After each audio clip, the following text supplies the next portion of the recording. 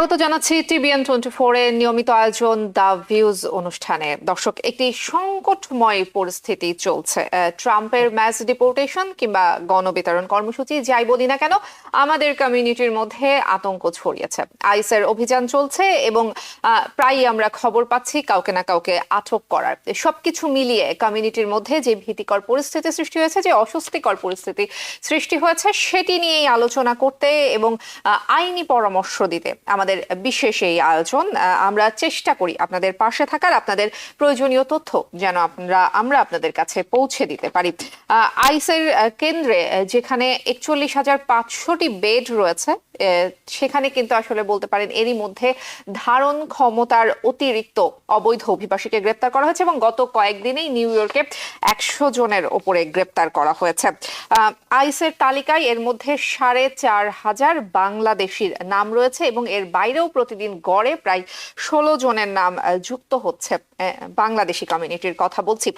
এবং খুবই দুঃখজনক, এরকম একটি সংকটময় পরিস্থিতিতে যেখানে অন্যান্য কমিউনিটির মানুষরা নিজেদের অভিবাসীদের পাশে দাঁড়াচ্ছেন, সেখানে আমাদের কমিউনিটিতে, বাংলাদেশি কমিউনিটিতে দেখা যাচ্ছে যে অনেকেই প্রতিহিংসা পরায়ণ হয়ে অভিযোগ করছেন নিজেদের কিংবা আশেপাশের বন্ধু স্বজন, এমনকি নিজের পরিবারের সদস্যদের বিরুদ্ধেও আইসের কাছে অভিযোগ জানাচ্ছেন। নথিপত্রহীন অভিবাসী যারা রয়েছেন তাদের বিরুদ্ধে অভিযোগ জানাচ্ছেন এবং এই অভিযোগের তালিকা থেকে আমরা পুলিশের কর্মকর্তাদের সঙ্গে কথা বলার মধ্য দিয়ে যেই তথ্য পেয়েছি যে এই অভিযোগের তালিকাতে মাঝে মাঝে কিছু নির্দোষ মানুষের নামও কিন্তু চলে আসছে। সেই ক্ষেত্রে হয়রানি হওয়ার কিন্তু একটা আশঙ্কা থেকেই যায়। এই সবকিছু নিয়ে আলোচনা করব। সেই সাথে অভিবাসী বিতরণ এই কর্মসূচি থেকে আপনি নিজেকে কিভাবে নিরাপদ রাখবেন, কোন দিকগুলোতে বাড়তি সতর্ক হবেন, কোন দিকগুলোতে আপনার বাড়তি নজর দেওয়া প্রয়োজন, কোথায় আপনার আসলে একটু সচেতন হওয়া দরকার, আবার কোন কোন বিষয়গুলো নিয়ে আপনার আতঙ্কিত হওয়ার কোনো দরকার নেই, সেই বিষয়গুলো নিয়ে কথা বলবো। আলোচনার জন্য আমার সঙ্গে এই মুহূর্তে অনলাইনে যুক্ত হচ্ছেন অ্যাটর্নি অশোক কে কর্মকার। অশোক কে কর্মকার, আপনাকে স্বাগত আমাদের আজকের আয়োজনে। ধন্যবাদ অপলা এবং দর্শক শ্রোতা সবাইকে ধন্যবাদ। শুভ সন্ধ্যা। জি, শুভ সন্ধ্যা আপনাকেও জানাচ্ছি। দর্শক, আপনারাও কিন্তু যুক্ত হতে পারেন। টেলিভিশনের স্ক্রিনে ফোন নাম্বার রয়েছে, আপনি চাইলে আমাদেরকে টেলিফোন করতে পারেন। TVN24 আমাদের ফেসবুক পেজ, বরাবরের মতোই সেখানে লাইভ স্ট্রিমিং হচ্ছে, সেখানেও যুক্ত হতে পারেন। TVN নিউজ নেটওয়ার্কে যদি আপনি কিছু জানাতে চান সেটি জানাতে পারেন। এর বাইরে আপনার যদি কোনো প্রশ্ন থাকে এই সংক্রান্ত যে কোনো আইনি পরামর্শের জন্য আপনি ফোন করতে পারেন। আমাদের বিশেষজ্ঞ অতিথি আপনাকে পরামর্শ দিবেন। তবে ডিসক্লেইমার দিয়ে রাখি শুরুতেই, আমরা যেটি পরামর্শ আপনাকে দিব সেটি শুধুমাত্র আমরা আইনি তথ্যটা আপনাকে দিতে পারবো, কোনো রকম কোনো সিদ্ধান্ত আমরা আপনাকে দিতে পারবো না। আমাদের কথার উপর ভিত্তি করে আপনি ব্যক্তিগতভাবে অবশ্যই কোনো সিদ্ধান্ত নেবেন না। আমরা শুধুমাত্র আপনাকে আইনি তথ্যটা দিতে পারছি। অসংখ্য ধন্যবাদ অশোক কে কর্মকার, আপনি আমাদেরকে সময় দিয়েছেন। একটু আগে যে বিষয়টি বলছিলাম সেটি দিয়ে আসলে শুরু করতে চাই। এরই মধ্যে আমরা অভিযোগ পেয়েছি আমাদের কমিউনিটিতেই অনেকে প্রতিহিংসা পরায়ণ হয়ে একে অপরের নামে অভিযোগ করছেন আইসের কাছে। অনেক ক্ষেত্রে নথিপত্রহীন যারা কিংবা হয়তোবা সঠিক অভিযোগ করছেন, আবার অনেক ক্ষেত্রে দেখা যাচ্ছে যে হয়রানি করার উদ্দেশ্যে হোক কিংবা ছোট জিনিসকে বড় করে হোক, মিথ্যা অভিযোগ কিংবা অতিরঞ্জিত অভিযোগও কিন্তু আসলে আইসের কাছে কিংবা সরকারের কাছে যাচ্ছে। এই রকম অভিযোগের যদি কেউ শিকার হয়, সোজা কথা কেউ যদি ভিকটিম হয়, সেই ক্ষেত্রে আসলে কি করণীয়? ধন্যবাদ। আপনি যেটা বলছিলেন একেবারে সত্যি ঘটনা। আপনার যে কথার প্রেক্ষিতে বলছেন যে আত্মীয় স্বজনরাও এই কাজটা করছে, কোইন্সিডেন্টলি যার কথা বলছেন তিনি আমারই ক্লায়েন্ট এবং ভালো মানে ভালো খবর হতো অনেকের জন্যই, স্বস্তির খবর হবে। উনি আজকে আমার সাথে এসেছিলেন আমার অফিসে, তো মুক্ত হয়েছেন উনি। তো এই যে তার নিজের আপন বোন, মনের হাজবেন্ড এরা করেছে, খুবই গর্হিত কাজ। এই মুহূর্তে যখন মানুষ, আপনি যেটা বলছিলেন, মানুষকে হেল্প করবে এবং এইরকম পরিস্থিতিতে যখন কেউ ফলস কিছু দেন, অভিযোগ আনেন, প্রবলেমটা হয়েছে সবচেয়ে যে আগে যে গাইডলাইন ছিল সেটা হলো কেউ যদি কনভিক্টেড হয় তাহলেই কিন্তু আইস তার জন্য খুশ করতে পারতো যে কনভিক্টেড হিসেবে। এবং আইন রিয়েলি যদি আপনি বলেন যে আইন অনুসারে কিন্তু তাই হওয়া উচিত, যদি কেউ না কনভিক্টেড হওয়া পর্যন্ত কেউ কিন্তু দোষী না। কিন্তু আইসের যে বর্তমান গাইডলাইন্সে আছে সেটা হলো যদি কেউ চার্জড হয়, তার মানে কোনো যদি কারোর বিরুদ্ধে অভিযোগ আনা হয়, that's enough for them to get you locked. So এটা এখনই খুবই খারাপ অবস্থা। যারা এরকম মানে কাজ করে তারা আমার মনে হয় কমিউনিটি থেকে একটা একটা ব্যবস্থা নেওয়া উচিত। মানে অবশ্যই আমরা তো আর ব্যবস্থা ওইভাবে নিতে পারবো না। লিগ্যাল ব্যবস্থা নেই। তবে একটা সামাজিক ব্যবস্থাটা নেওয়াই যেতে পারে। যারা এই কাজগুলো করবে যতই আপনার খারাপ তাদের সাথে সম্পর্ক হোক না কেন, এর চেয়ে কিন্তু মানে খারাপ কাজ কিছু হতে পারে না।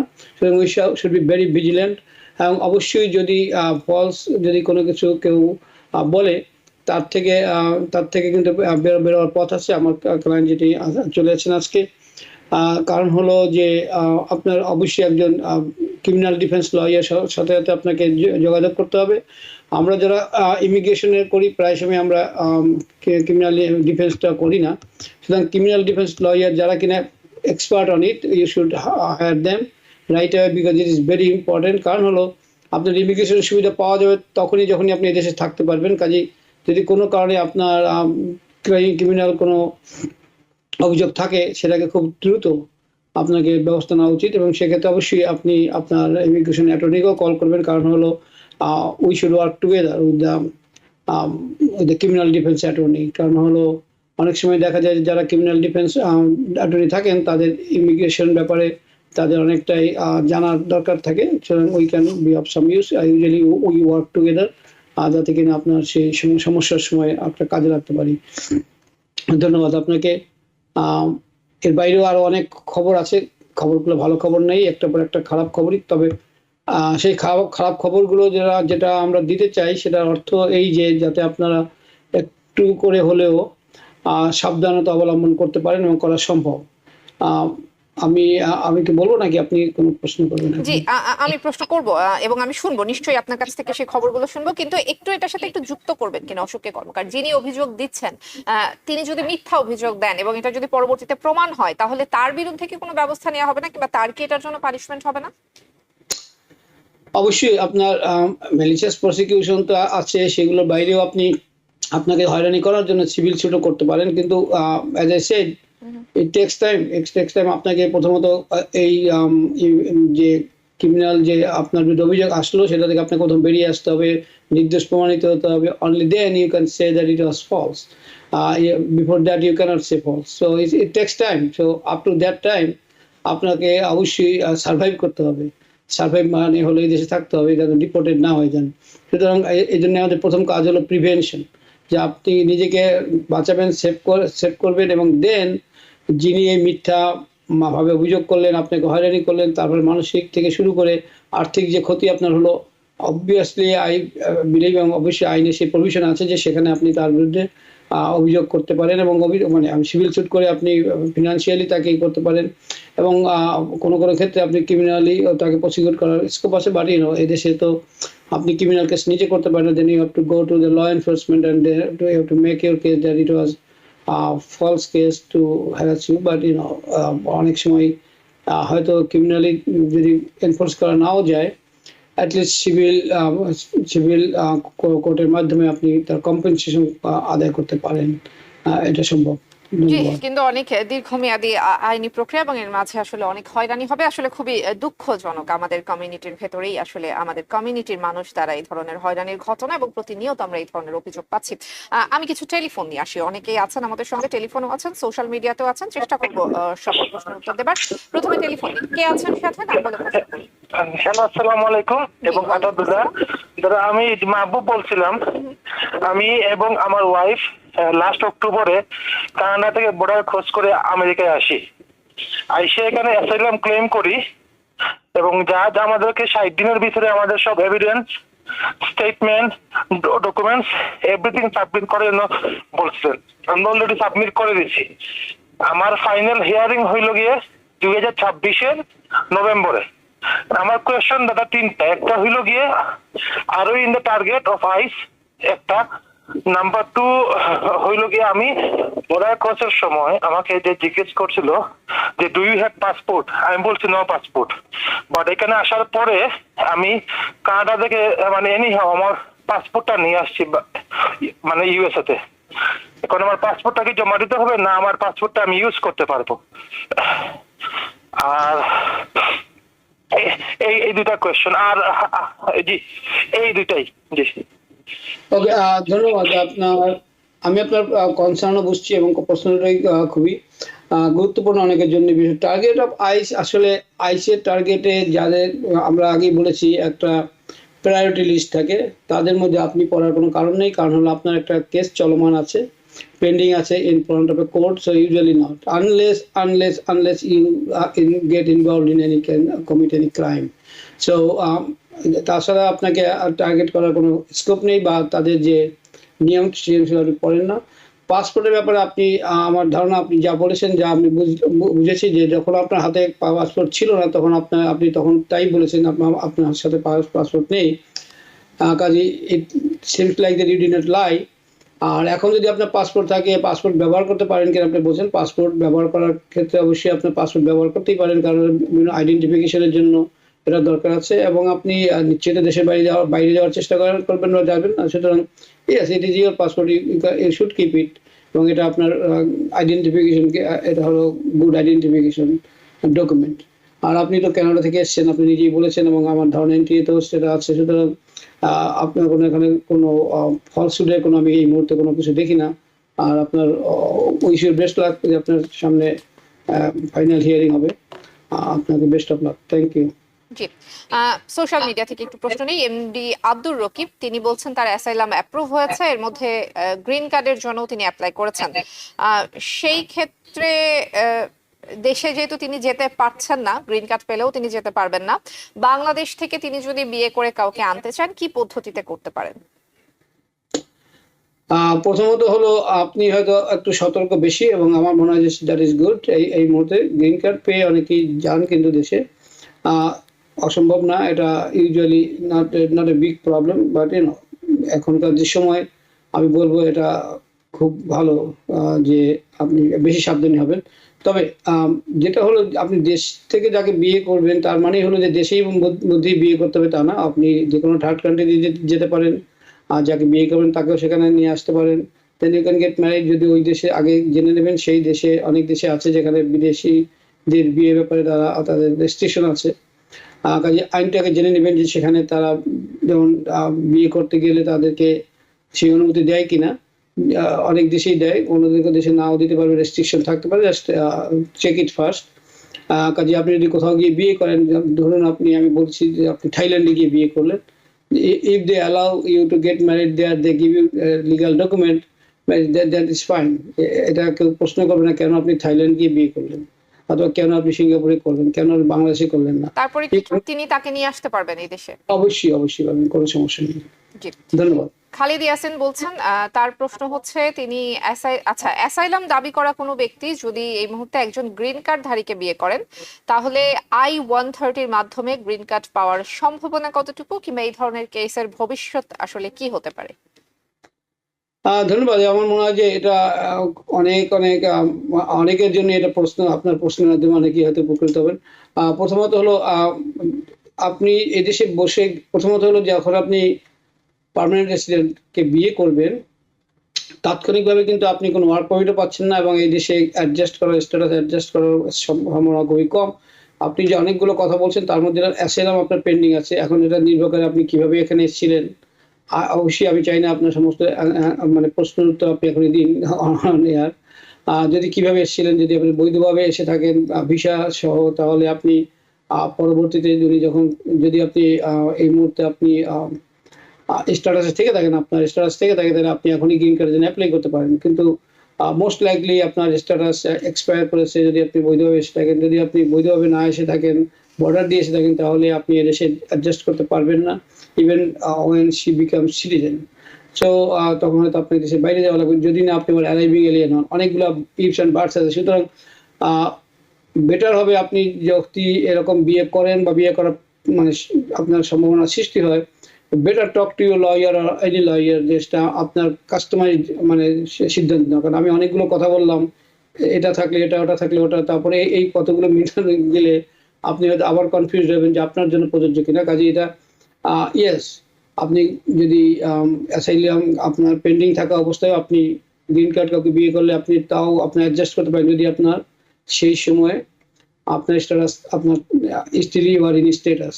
তো কিন্তু অনেকগুলো ইফস অ্যান্ড বার্ডস যেটা এখানে রয়ে গেছে, বেটার হবে আপনার জন্য যে আপনি আপনার পরিস্থিতি নিয়ে কারোর সাথে সরাসরি আলাপ করেন, তাহলে আমি যে প্রশ্নগুলো অনেকগুলো প্রশ্ন আমি রেখে গেছি, কিন্তু আপনার সেই জায়গাগুলো যদি দেখা যায় তাহলে বলতে পারবো এক্স্যাক্টলি যে আপনি আপনার এই দেশে আলটিমেটলি অ্যাডজাস্ট করতে পারবেন। অ্যাডজাস্ট করা মানে হলো এই দেশে বসেই আপনি গ্রিন কার্ড পাবেন কিনা। আপনি গ্রিন কার্ড পাবেন হয় যখন উনি সিটিজেন হবে, কিন্তু এই দেশে বসে না দেশের বাইরে যেতে হবে, সেটা বলার জন্য আপনাকে কয়েকটা প্রশ্নের উত্তর দিতে হবে। আশা করি আপনার প্রাথমিকভাবে আপনার উত্তরটা মিলেছে, কিন্তু ফাইনালি হয়নি, কারণ আমি জানি আপনার পুরো পরিস্থিতি আমি জানি না। ধন্যবাদ। জি, টেলিফোন নিয়ে আসি। দর্শক কে আছেন সাথে, নাম বলে প্রশ্ন করুন। আসসালামু আলাইকুম। ওয়ালাইকুম আমি আসসালাম। মুন্না বলতেছি নিউ জার্সি থেকে। হুম। তো আমার স্যারের কাছে আমার কোয়েশনটা ছিল, আমার আব্বা আম্মার জন্য আমি অ্যাপ্লাই করেছিলাম 2022-এর দিকে। তো এই ফেব্রুয়ারি 20 তারিখে ওনাদের ইন্টারভিউটার জন্য ডাক দিতে, বুঝছেন। তো আমার সাপোর্টে হয়েছিল না ওনাদের, আমার আব্বা আম্মা দুজন আমার সাপোর্টে হয়েছিল না, কারণ আমার ইনকাম লো ছিল। তো আমার একটা ফ্রেন্ডে দিচ্ছে আর কি সাপোর্ট। এখন যখন ইন্টারভিউ ফেস করবে ওনারা, তখন কি উনি আমার আব্বা আম্মা কি বলবে, যদি বলে কোয়েকশন করে অফিসাররা যে সাপোর্ট কে দিছে, তো ওনারা কি বলবে যে আমার ছেলে ফ্রেন্ডে দিছে, না ফ্যামিলি কোনো কিছু বলবে, ফ্যামিলি মেম্বার রিলেটিভ ওইরকম কোনো কিছু? ওইটাই কি ছিল আমার তার কাছে জানা। আর একটা কোয়েশ্চন ছিল যে আমার আব্বা আম্মার সাথে আমি এত বেশি পিকচার নাই আর কি, আছে আম্মার সাথে আছে, তো আব্বার সাথে মানে একসাথে সবার সাথে নাই পিকচার গুলা, আলাদা আলাদা। আব্বার সাথে আছে তো আম্মার সাথে আছে, আমি বেশি তুলি নাই। বাট আমার ওয়াইফের সাথে অনেক ছবি আছে ওনাদের একসাথে, কিন্তু আমি ছবি তুলতেছি ওনাদের বা ভিডিও করতেছি, কিন্তু আমি এখানে না। তো এইটা কোনো কি সমস্যা হবে যদি কোনো কিছু কি বলবে যে ওনাদের সাথে তোমার কেন একসাথে নাই কিনা ওনাদের? এইটাই ছিল আর কি। জি, অসংখ্য ধন্যবাদ। আপনার কনসার্ন হওয়ার মতো খুব একটা কারণ আমি দেখি না। প্রথমত হলো, আপনি যেহেতু জয়েন্ট স্পন্সর ইউজ করেছেন, আপনার বাবা মা যেন অবশ্যই সত্যি কথা বলেন যে আমার ছেলের বন্ধু। কারণ হলো, কোথাও নেই যে জয়েন্ট স্পন্সর হতে হবে ফ্যামিলি মেম্বার অথবা কাছের কোনো লোক। জয়েন্ট স্পন্সর যে কোনো কেউ হতে পারেন, যার যোগ্যতা আছে হওয়ার, যার ফিনান্সিয়াল অ্যাবিলিটি আছে এবং যিনি সঠিকভাবে সাইন করেছেন এবং সঠিকভাবে তার সমস্ত কাগজপত্র দিয়েছেন। সুতরাং এখানে কোনো ঘুরিয়ে বলার বা মিথ্যে বলার কোনো কারণ নেই, কোনো দরকারও নেই, এবং এটা বললে উল্টো আপনার লোকসানই হবে, ওনার লোকসানই হবে। যেটা আছে সঠিক বললেই হবে। ফাইন, আমি দেখি না এখানে কোনোই সমস্যা। আর হলো যে আপনার লাস্ট প্রশ্ন ছিল যে আপনার বাবা মা, লাস্ট প্রশ্নটা কি ছিল? ওনার বাবা এবং মার সাথে আলাদা আলাদা ছবি আছে, একসাথে জয়েন্ট ফ্যামিলি ছবি। এগুলো খুব একটা ইম্পর্টেন্ট কোনো কিছু না। বাবা মার সাথে অনেক মানে ছবি থাকাটা সাধারণত ওয়াইফের ক্ষেত্রে এটা হয়, কারণ আপনার যদি ডিএনএ টেস্টের প্রশ্ন হয়, then it will prove that they are your parents.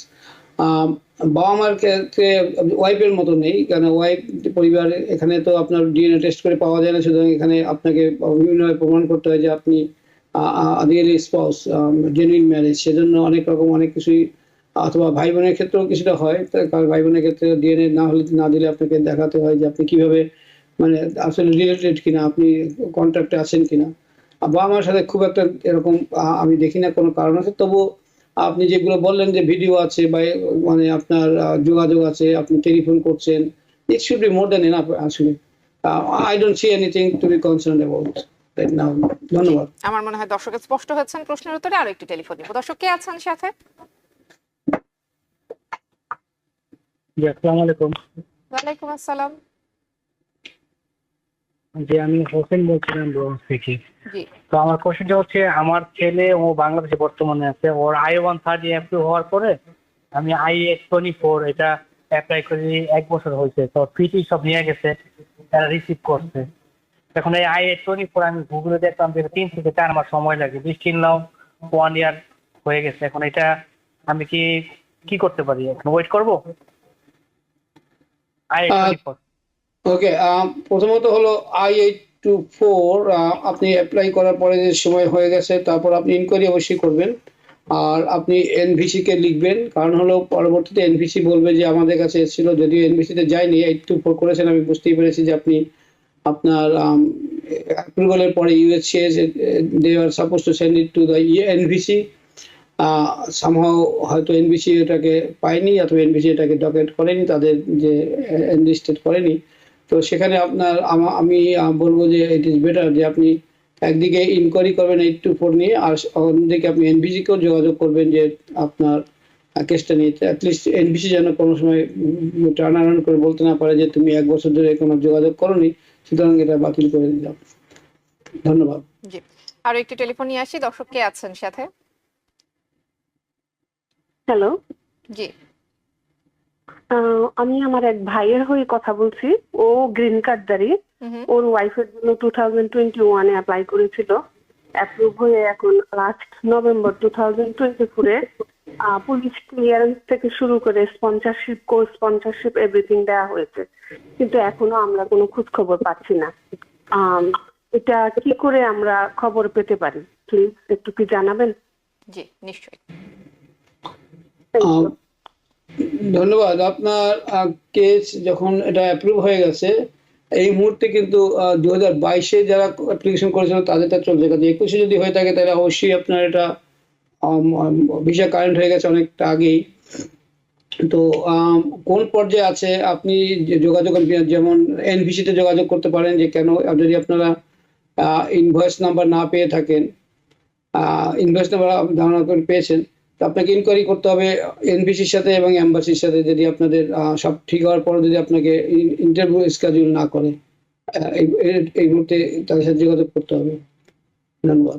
G, social মিডিয়ায় সোহাগ নামে একজন আছেন, তিনি বলছেন তার ওয়ার্ক পারমিটের মেয়াদ শেষ, 6 মাস হয়ে গেছে। তার সমস্যা আসলে কি ধরনের সমস্যা হতে পারে বলে আশঙ্কা করছেন? আপনার একটা ব্রড প্রশ্ন, কারণ হলো আমি আপনি যে তথ্য দিয়েছেন এটা not enough to for me to make আপনাকে একটা সঠিক তথ্য দেওয়া। তবুও সব বেঠিক তথ্য হবে না, কিন্তু আপনার যে ওয়ার্ক পারমিট যদি না থাকে দেন ইউ ক্যানট ওয়ার্ক। যদি আপনি অ্যাসাইলাম অ্যাপ্রুভড হয়ে থাকে, আপনি ওয়ার্ক পারমিট না থাকলেও আপনি ওয়ার্ক করতে পারেন। কিন্তু যদি আপনার অ্যাসাইলাম চলতে থাকে এবং আপনার ওয়ার্ক পারমিট যদি অলরেডি এক্সপায়ার করে থাকে, then you can't work legally. So এটা আপনাকে যদি কোথাও কাজ করেন, সেই অবস্থায় যদি আপনার কোনো আইস কখনো সেখানে রেড করে, then you are in trouble. তো ওয়ার্ক অথরাইজেশন ছাড়া আপনি কাজ করছেন, সুতরাং অবভিয়াসলি এটা খুবই ভালো ঘটনা না, সুতরাং you should take care of it immediately. ধন্যবাদ। জি, আরো একটি টেলিফোন নিব। দর্শক কে আছেন সাথে? হ্যালো, আসসালামু আলাইকুম। ওয়ালাইকুম আসসালাম। আমার একটা প্রশ্ন আছিল। আমার আম্মা 2023 ফেব্রুয়ারির 21 তারিখ আইছেন আমেরিকা। হুম। 23 আর কি ফেব্রুয়ারি। পরে জিও গ্রিন লাইন ভিসা আর কি মানে বুলেট গেছে গিয়া, বুঝছেন? আমি Hello? কিন্তু বুঝতে পারছি না, আপনি যদি অপলা বুঝতে পারেন তো আমাকে একটু না বলুন। দর্শক, মানে আমরা আসলে স্পষ্ট বুঝতে 2020 ফেব্রুয়ারি 21 তারিখ আইছেন আর কি আমেরিকার। তারপরে গ্রিন কার্ড আর কি অন্য অ্যাড্রেসে আর কি ভুলে গেছে কি। যাওয়ার পরে আমরা আবার অ্যাপ্লাই করি। অ্যাপ্লাই ফিঙ্গার দেওয়া 2023 আগস্টে দেওয়া হয়েছে। আচ্ছা, আপনার মায়ের গ্রিন কার্ড কি হারিয়ে গেছে? জি হারিয়ে গেছে না, ভুল অ্যাড্রেসে আর চলে গেছে। 24 ফেব্রুয়ারি তাই আসছিল, আর 24 আগস্ট নতুন করে সুবিধা দিচ্ছে। দর্শক, খুবই দুঃখিত, আমরা আপনার কথাটি বুঝতে পারছি না। আমাদের সোশ্যাল মিডিয়ার যে প্ল্যাটফর্ম সেটি সবার জন্য উন্মুক্ত আছে। আপনি যদি সেখানে আমাদেরকে লিখিতভাবে দেন তাহলে আমরা চেষ্টা করব, কারণ আমরা যদি স্পষ্ট বুঝতে না পারি তাহলে আপনাকে স্পষ্টভাবে আসলে পরামর্শ দেওয়াটা কঠিন হয়ে যাবে। অসংখ্য ধন্যবাদ, আপনি ফোন দিয়েছেন। আমরা পরবর্তী টেলিফোনে চলে যেতে চাই। দর্শক কে আছেন সাথে? আসসালামু আলাইকুম, আমার নাম নারায়ণ আই। আমার ওয়াইফ গ্রিন কার্ড হোল্ডার। আমার 2018 সালে আমার বড় ছেলের জন্য অ্যাপ্লাই করা হয়েছে। বয়স ছিল তখন 21-এর বেশি। বর্তমানে 7 বছর রানিং এ চলতেছে। এখনো কোনো ভিসার কোনো মেসেজ, কোনো খবর নেই। এখন কি কোনো আর কতদিন লাগতে পারে, বা ভিসার কোনো প্রসেসিং এখন হচ্ছে কিনা, আমার কোশ্চেনটা হলো এইটা আর কি।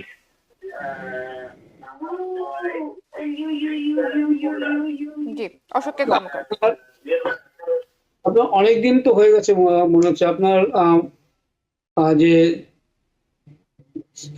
সন্তান, যে ছেলে, তার বয়স তো আপনি বলেন 21 বছরের বেশি, এবং উনি ম্যারিড যদি হয়ে থাকেন তাহলে তো আমার ধারণা হচ্ছে ম্যারিড না, যেহেতু আপনি বলছেন যদি ম্যারিড হয়ে থাকে তাই পার্মানেন্ট রেসিডেন্ট হওয়ার কারণে তো না, ওটা হয়তো রিভোক্ট হয়ে যাওয়ার কথা।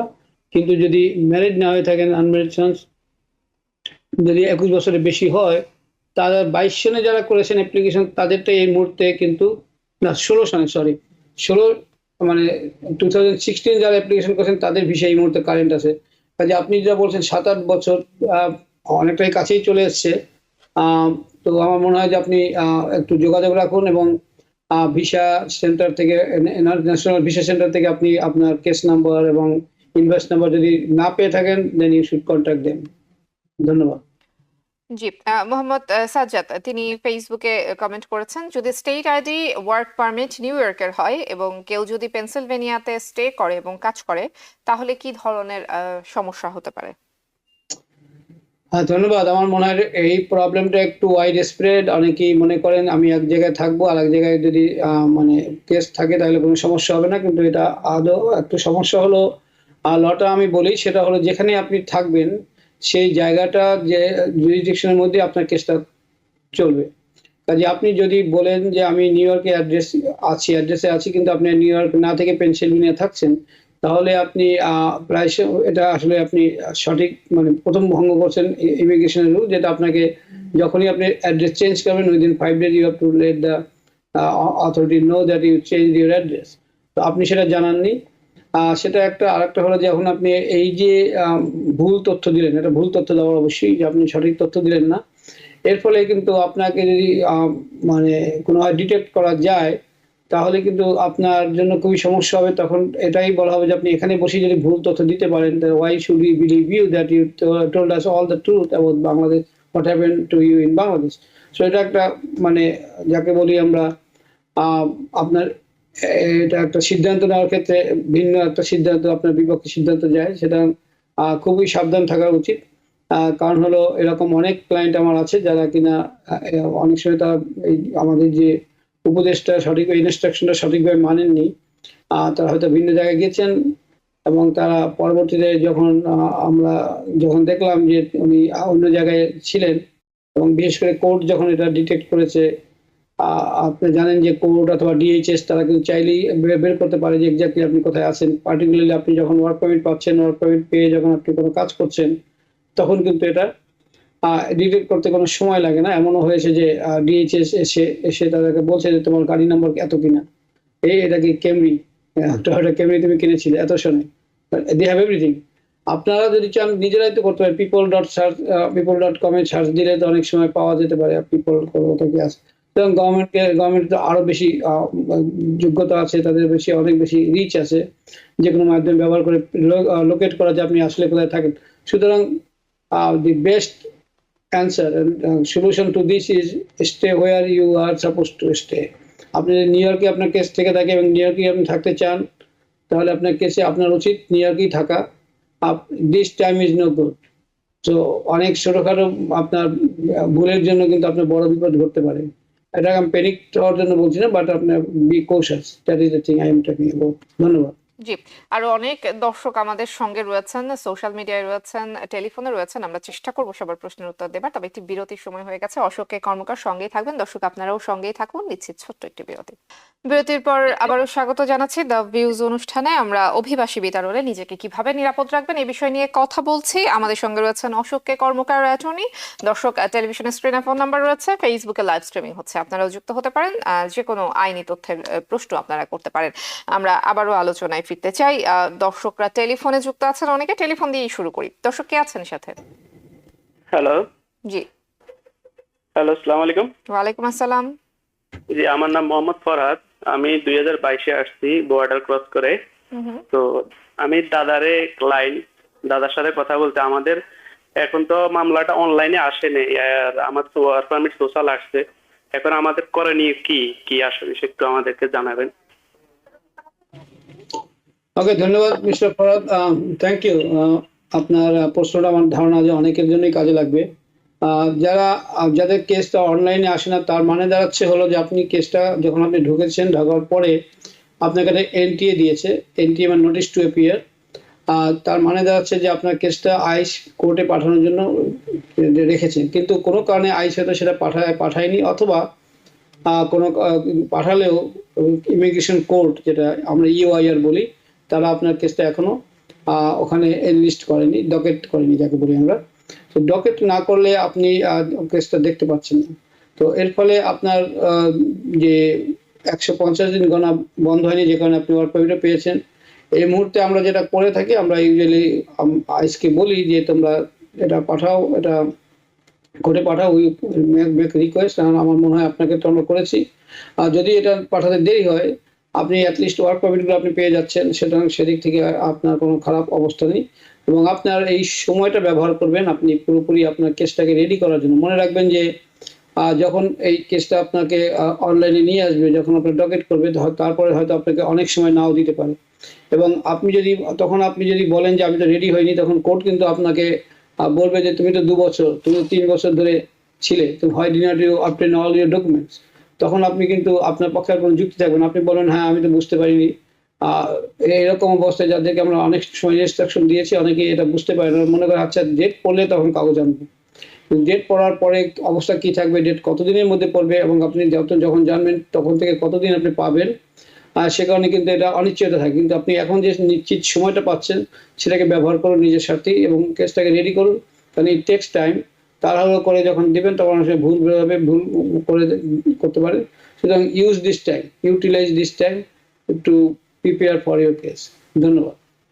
জি, আমাদের সঙ্গে আচ্ছা এমডি রাসেল মাহমুদ, তিনি বাংলাদেশ থেকে আসলে আমাদেরকে প্রশ্ন করেছেন, কিন্তু আমি খুবই দুঃখিত আমি আপনার প্রশ্নটি নিতে পারছি না, এবং আমি সেই সাথে আপনার সাথে সাথে দর্শকদেরকে আসলে অনুরোধ করব, যেই ধরনের প্রশ্নগুলো কিংবা যেই ধরনের কথাগুলো আসলে আইনের পরিপন্থী কিংবা নীতির পরিপন্থী, এই ধরনের প্রশ্ন কিংবা এই ধরনের বিষয়গুলো আসলে উত্থাপন না করাই ভালো। এই ধরনের বিষয়গুলোতে আসলে আমরা উত্তর দিতে পারি না, কিংবা আমরা আসলে এই ধরনের বিষয়গুলো নিয়ে আলোচনা করিও না। আমরা এখানে শুধুমাত্র আইনি পরামর্শ দিতে চাই আপনাদেরকে। অসংখ্য ধন্যবাদ। কে আছেন আমাদের সঙ্গে টেলিফোনে? আসসালামু আলাইকুম। ওয়ালাইকুম আসসালাম। আমি ওয়াশিংটন ডিসি থেকে বলছি। আমি স্যারের কাছে আমার 3টা কোয়েশ্চেন আছে। বলুন প্লিজ। জি জি, আমার প্রথম কোয়েশ্চেনটা হলো, আমি স্টুডেন্ট ভিসা থেকে আমি আমেরিকাতে আসছি, পরে আমি নিউ ইয়র্কে আমার অ্যাসাইলামটা সাবমিট করছি। তো আমি স্টুডেন্ট থাকা অবস্থায় আমার সোশ্যাল সিকিউরিটিতে চলে আসছে। তো এখন আমার ওয়ার্ক পারমিটও সব আছে। তো এখন আমি তো কেস তো নিউ ইয়র্কে, তো আমি থাকতেছি ডিসিতে, এখানে কাজ করতেছি, এদিকে আমার কোনো প্রবলেম হবে? আর আমার দ্বিতীয় কোয়েশ্চেন হলো, আমি যখন আমার ব্যাংক অ্যাকাউন্ট গুলো খুলছি তখন তো আমি স্টুডেন্ট থাকা অবস্থায় খুলছি, তো এখন কি আমার ব্যাংক অ্যাকাউন্ট কি আপডেট করতে হবে? আর তৃতীয় কোয়েশ্চেন হলো, তো আমি এখন গাড়ি কেনার প্ল্যান করতেছি। তো আমাকে সবাই বলতেছে যে আমার কেস যেখানে, আমার সেখানে গাড়ি কিনতে হবে। তো নিউ ইয়র্কে তো ইন্স্যুরেন্স অনেক কস্টলি। তো আমি চাইতেছি যে আমি ডিসিতেই গাড়ি কিনতে। এতে কি কোনো আমার প্রবলেম হবে? এটা আমি স্যারের কাছে জানতে চাচ্ছিলাম। Thank you. জি হ্যাঁ ধন্যবাদ। আমার মনে হয় যে আমরা একই রকমের একটা কোশ্চেন ছিল, আমরা অ্যান্সার করেছি। আপনি হয়তো যদি শুনে থাকেন আপনি পেয়ে যাবেন। তবে আমি খুব সংক্ষেপে আপনার প্রশ্ন উত্তর দেবো, যেহেতু এর আগেগুলো আমি অনেকটা ডিটেলস বলেছি। আপনি যারা আপনাকে বলেছে সঠিক কথাই বলেছেন। আপনার তারা আমার মনে হয় তারা আপনার শুভাকাঙ্ক্ষী। যেখানে আপনি থাকবেন সেখানে আপনার কেস করা উচিত, সেখানেই আপনার গাড়ি কেনা উচিত, সেখানেই আপনার সবকিছু করা উচিত। আর যেটা হলো যে ব্যাংক অ্যাকাউন্ট, একে কোনো আপডেট করার কিছু নেই। ব্যাংকে যারা আছে তাদের আপনার ইনফরমেশন তাদের কাছে আছে। কাজে I do not see anything to update there in the bank, because আপনি একই লোক, এখানে কোনো সমস্যা আমি দেখি না। আর যেটা বলছেন এটি প্রবলেম, আমরা যেটা আলোচনা করেছি যে অবশ্যই এটা প্রবলেমেটিক, কিন্তু এটা যতক্ষণ পর্যন্ত ডিটেক্টেড হবে ততক্ষণ পর্যন্ত প্রবলেম হতো না, কিন্তু যখন আপনি প্রবলেমে পড়বেন তখন এটা থেকে পিছনের দিকে যাওয়ার কোনো সম্ভাবনা। সুতরাং বেটার থিঙ্ক অফ রিলোকেটিং। যেখানে আপনি আছেন সেখানে হয় কেসটা নিয়ে যাবেন, মানে চেঞ্জ অফ ভেন্যু করবেন, অথবা যেখানে আপনার কেস সেখানে আপনি চলে আসবেন। সেটাই হলো স্বাভাবিক ঘটনা। Anything else is like you taking risk, এবং ইট ইজ নট গুড। ধন্যবাদ। জি, আমরা আয়োজনের একদম শেষের দিকে চলে এসেছি। আমি হয়তো খুব অল্প 2-1 প্রশ্ন নিতে পারবো, 2-1 হয়তো বা তথ্য দিয়ে সহযোগিতা করতে পারবো। অ্যাটর্নি অশোক কে কর্মকার, একদম অনুষ্ঠানের শুরুতে আপনি বলছিলেন দুঃখজনক কোন একটা ঘটনার অভিজ্ঞতা শেয়ার করতে চাচ্ছিলেন। আমি যেহেতু একদম শেষের দিকে চলে এসেছি, খুব সংক্ষেপে একটু আপনার কাছে জানতে চাইবো। ধন্যবাদ। আসলে যেটা কোনো অভিজ্ঞতা শেয়ার না, কিন্তু বর্তমানে যে নতুন যে প্রজ্ঞাপন বা নতুন পলিসিগুলো যেটা এসেছে সেগুলো নিয়ে আমরা বলছি। আমরা সবসময় বলে থাকি যে আপনি যদি ইনকাম করেন এদেশে, তাহলে আপনার ইনকাম ট্যাক্স যেটা IRS করে আপনার দেওয়া উচিত, এটা সবসময় সত্য এবং এখনো আছে। তো আইসের যে পলিসি বর্তমানে হয়েছে, আইস এবং IRS they are going to work together. তার মানে দাঁড়াচ্ছে যে আইস আর যারা ট্যাক্স পে করছেন, যদি ITIN একটা নাম্বার আপনারা অনেক সময় ইউজ করেন, যাদের বৈধ সোশ্যাল সিকিউরিটি নাম্বার নেই তারা অনেক সময় ITIN ইউজ করেন। তো ITIN কিন্তু একটা যখনই কেউ ইউজ করেন সেটা দিয়ে মোটামুটি ধরে নেওয়া যায় যে you do not have any documentation, অর্থাৎ ডকুমেন্টেশনে কোনো প্রবলেম আছে। সুতরাং আইস এবং IRS যদি কাজ করে তারা ITIN নাম্বারগুলো দিয়ে কিন্তু অনেকগুলো ইজিলি আপনার ডিটেক্ট করতে পারবে যে কারা, মানে আপনি আসলে এদেশে আপনার অবস্থাটা কি, ইমিগ্রেশন অবস্থাটা কি। সো অ্যাগেইন এটা একটা নতুন ডেভেলপমেন্ট। আপনার আইস এবং IRS যে যৌথভাবে কাজ করার মাধ্যমে কিন্তু তারা বিভিন্নভাবে আরো দেখবে যে কোথায় আপনি কাজ করছেন কিনা, যারা কাজ করার অধিকার নেই, মানে বৈধ যে ওয়ার্ক পারমিট নেই কিন্তু আপনি কাজ করছেন, সেটাও তারা যেমন ওয়ার্ক প্লেসে রেট করতে পারেন। তবে একটা জিনিস আমি বলি, এর বাইরে অনেক আপনারা হয়তো শুনেছেন বাইরে বিভিন্নভাবে, সেটা হলো যে বাইডেন প্রশাসনের সময় একটা পলিসি ছিল যে চার্চ, হসপিটাল, স্কুল, এখানে কাউকে গিয়ে আইস কখনো গিয়ে কাউকে হ্যারাস করা, কাউকে অ্যারেস্ট করতে পারবে না। এটা কিন্তু উঠিয়ে নেওয়া হয়েছে, ট্রাম্প প্রশাসনের প্রথম দিকে উঠিয়ে নেওয়া হয়েছে। তার মানে যাচ্ছে এসব জায়গাতে যেতে পারবেন। কিন্তু হসপিটালের ব্যাপারে একটা প্রশ্ন হলো যে হসপিটালে কিন্তু আইস যেতে পারে, কিন্তু হসপিটালে আইস গেলেও তারা পাবলিক প্লেসগুলোতে তারা যেতে পারে, কিন্তু কোনো রুম বা কোনো অপারেটিং এরিয়া যেখানে যেতে পারে না। সুতরাং ভয়ের ব্যাপারটা হলো যে এত নেই, যদি পাবলিক এরিয়ায় না থাকেন কেউ তাহলে তার কিন্তু ভয়ের ব্যাপার ততটা নেই। অর্থাৎ হসপিটালে আমি এটা বলার উদ্দেশ্য হলো যে ভয় পেয়ে আপনি হসপিটালে যাওয়া বন্ধ না করেন, because you have to take care of yourself. এবং আপনার যদি এরকম সমস্যা থেকে থাকে, যদি আপনাকে রুমে নেওয়া হয়, so you are safe, because they can't go up to that point without warrant, arrest warrant sign by a জাজ। সুতরাং ইচ্ছে করলেই আপনাকে তখন তারা করতে পারে না। সুতরাং জাস্ট ফর ইউর ইনফরমেশন, কাজে hope you don't have to go to the hospital and hope you are not at the public place. ধন্যবাদ। জি, আরো একটি দর্শকের টেলিফোন নিয়ে আসি। দর্শক কে আছেন সাথে? হ্যালো, সালাম আলাইকুম। ওয়ালাইকুম আসসালাম। আপু, আমি আসসালাম কেস মারছিলাম, মারার পরে আমি 2021 সালে কেসে উইন হয়েছি। তারপরে 22 সালে আমি ফিঙ্গার জন্য অ্যাপ্লাই করছি। অ্যাপ্লাই করার পরে আমার থেকে আবার 2024 সালে জুন মাসে USCIS ইন্টারভিউ নিচ্ছে। এখন আমি আমার গ্রিন কার্ডটা পাই না, এখন আমার করণীয় কি? জি, ওকে, ধন্যবাদ। আপনার এটা কিন্তু একবারেই আপনার একার জন্য টিপিক্যাল তা কিন্তু না, এটা অনেকেই হচ্ছে, অনেক সময় অনেকে দেরি হচ্ছে। আমাদের এখানে অনেক সময় আমি রেখেছি 6 মাসের মধ্যে পেয়ে গেছে, আবার 1 বছর 1.5 বছরের মধ্যে তারা গ্রিন কার্ডটা পায়নি। যদি আপনার ইন্টারভিউ হয়ে থাকে, আমার ধারণা যে আপনার interview did go well, so তারা হয়তো কোনো অ্যাডমিনিস্ট্রেটিভ কিছু কাজ করেছে। হ্যাঁ, তারপরে যদি আপনার আরো দেরি হয়, আপনি দেখবেন যে আপনি কিন্তু ম্যান্ডামাস কেস করতে পারেন। ম্যান্ডামাস মানে হলো যে তাদেরকে বাধ্য করা to make a decision. USCIS কে আপনি বাধ্য করছেন যে ডিস্ট্রিক্ট কোর্টে গিয়ে, ফেডারেল ডিস্ট্রিক্ট কোর্টে গিয়ে মামলা করে যে তোমরা আমার ব্যাপারে ডিসিশন দাও। ডিসিশন দেওয়া মানে এই না যে আমার কেস অনুমোদন করো। তো প্রায় সময় ম্যান্ডামাস কেসের মাধ্যমে কিন্তু আপনার অনেকটা এক্সপায়ারেটেড হয়, কারণ যখন ম্যান্ডামাস কেস করা হয় তখন ইমিগ্রেশন তারা usually they do not fight, because it takes lots of resources to fight a case. তো অবশ্যই আপনি যদি মনে করেন যে আরো বেশি দেরি হচ্ছে, then I will suggest that go for mandamus. Otherwise, just wait and see. It will.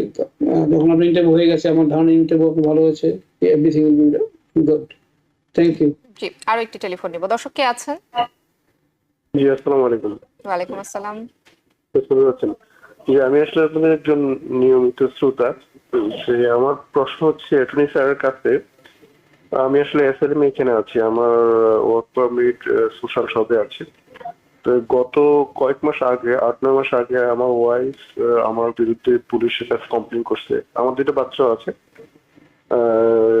Family matter নিয়ে কমপ্লেন করেছে। তো করার পরে এটা কোর্ট অর্ডার অফ প্রোটেকশন দিয়েছে আমাদেরকে। পরে আবার ওই এটা উঠানোর জন্য অ্যাপ্লাই করার প্রায় 6 মাস পরে গত উইকে কোর্ট একটা রায় দিতে যে order protection, limited order protection করেছে আর কি 6 মাসের জন্য। এবং ওরা কিছু সার্ভিস দিছে, এগুলো নিলে 6 মাস পরে এটা ফুললি উঠাই দিবে। তো এখন সেক্ষেত্রে আমার কোনো ডিপোর্টেশন বা অ্যাসাইলাম এর কোনো সমস্যা হবে কিনা এই অবস্থা, এটা জানার জন্য ধন্যবাদ। ধন্যবাদ। আপনার যেটা হলো, যদি এটা ফ্যামিলি কোর্ট থেকে হয়ে থাকে তাহলে ডোন্ট ওয়ারি অ্যাবাউট দ্যাট। যদিও অফেন্স হিসেবে এটা একটা নিচ্ছে, এবং আপনার মতো অনেকেই আছেন যারা অনেক সময় মানুষের স্পট অফ দ্য মোমেন্ট অথবা ইম্পালসিভ ভাবে আইসির কাছে বা সরকারের বিভিন্ন জায়গায় আপনার অভিযোগ করে থাকেন। আমি বলবো সবার জন্যই যে এটা খুব ভালো সময় না, কাজে বি পেশেন্ট এবং আপনি কাম ডাউন যাতে কিনা আপনি এরকম না করেন। তো এইসব ক্ষেত্রে এখন আপনার জন্য খুব ভালো খবর নেই, কারণ হলো বর্তমান পরিস্থিতিতে যদি আমরা যেটাকে বলি ডোমেস্টিক ভায়োলেন্স, তারও যদি কোনো অভিযোগ থাকে, তার ক্ষেত্রেও কিন্তু তাদেরকে আপনার মতো যারা আছে তাদেরকে পিক আপ করতে পারে আইস। এটা ভয়ের কারণ। Hopefully it will not happen. আর ফ্যামিলি কোর্টে যদি আপনার এই জিনিসটা ফয়সলা হয়ে যায়, আমি মনে করি স্টিল আপনাকে একটু সাবধানে থাকতে হবে। আর অবশ্যই আপনার মতো হয়তো অনেক অনেক বেশি আছে, you are not on the priority list that way, but still যে নতুন আইনটা করেছে, নতুন যে পলিসি করেছেন আইন না, তাতে কিন্তু you can be a target. Sorry to say that, but be careful. ধন্যবাদ। জি, আমরা একদম আয়োজনের শেষ পর্যায়ে চলে এসেছি। আমরা চেষ্টা করেছি দর্শকের প্রশ্নগুলোর উত্তর দেবার, হয়তো সবার আমি সোশ্যাল মিডিয়াতে হয়তো অনেকেরই প্রশ্নের উত্তর দিতে পারছি না, টেলিফোনে অনেকে আছেন আমি সবার প্রশ্ন নিতে পারছি না, সময় স্বল্পতার কারণে আমরা অসংখ্য দুঃখিত। তবে আমাদের এই আয়োজন নিয়মিত চলবে। আপনারা টিবিএন নিউজ নেটওয়ার্কের সঙ্গেই থাকবেন। দ্য ভিউজ অনুষ্ঠানে এই ছিল আজকের মতো। টিবিএন 24 টেলিভিশন দেখতে আজই কল করুন 7187776556। লগ ইন করুন www.totalcablebd.com। নিউ ইয়র্ক থেকে সম্প্রচারিত টিবিএন 24 টেলিভিশন বিশ্বজুড়ে বাঙালির কণ্ঠস্বর।